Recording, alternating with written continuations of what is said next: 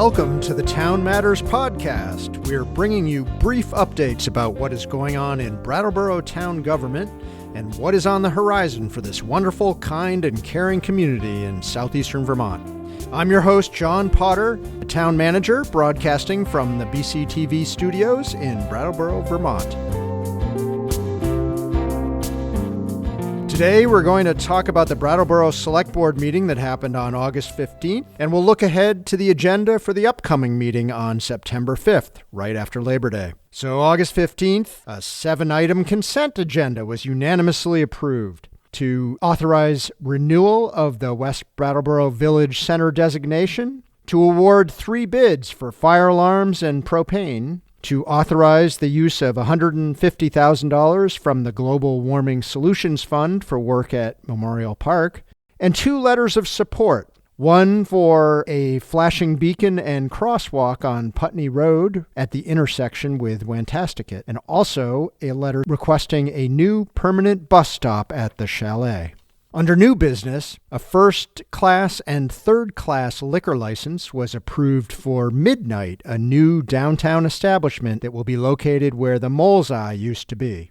Finance Director Kim Frost presented a financial report for July that was accepted, and Assistant Fire Chief Charles Keir presented an EMS update for July that was also accepted. Following those items, I updated the board on the Fire-EMS transition project. We discussed public engagement and the fact that the project information page has over 1,600 page views since May, and the town has received approximately 70 emails. On the fully municipal EMS alternative, staff are preparing a framework for comparing this to third-party EMS proposals. This will address intangibles like risk, customer satisfaction, accountability, and the ability of the town to maintain an effective response force. On the third-party contracted EMS alternative, I reported that the request for proposals went out as scheduled and that those proposals are due on August 29th. Finally, I announced that there will be a public forum on EMS on September 12th at 6 p.m.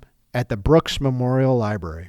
The next item on August 15th was the FY25 General Fund and ARPA draft budget process. Staff described a possible new approach to building the budget that will allow for more public engagement up front as we configure and test out the new OpenGov software. The final item of the night was a Pool Engineering Services bid award. Rec and Parks Director Carol Lalott recommended an award to Northeast Collaborative Architects, who are familiar with the town as they were involved in the police fire project.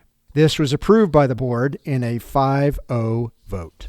The next Select Board meeting is on September 5th. At that meeting, there will be the final update on the Fire-EMS transition project before the board makes a decision later in the month. The meeting is scheduled to begin at 6:15 following an executive session.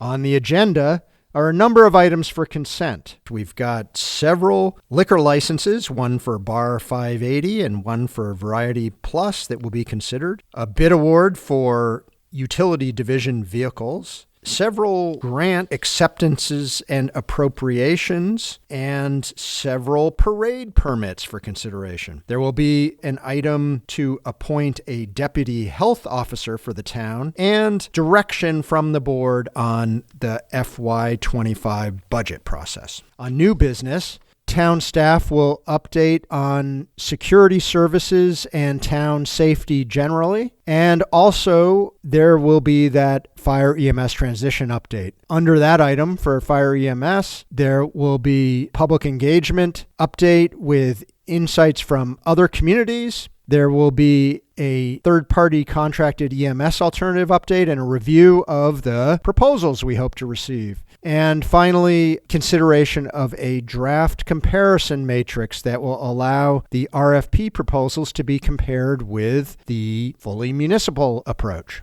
That is your update on the Brattleboro Select Board meetings as we wind down the summer season. A couple of announcements. Brattleboro residents are eligible for trees to plant in their yard through Community Canopy. Residents can register for up to 2 free trees at vermontVTcommunityforestry.org/trees. Residents can also sign up by phone by calling the Arbor Day Foundation at 855-234-3801. The trees must be reserved in advance and will be available for pickup on September 23rd from 10 a.m. to 12 p.m.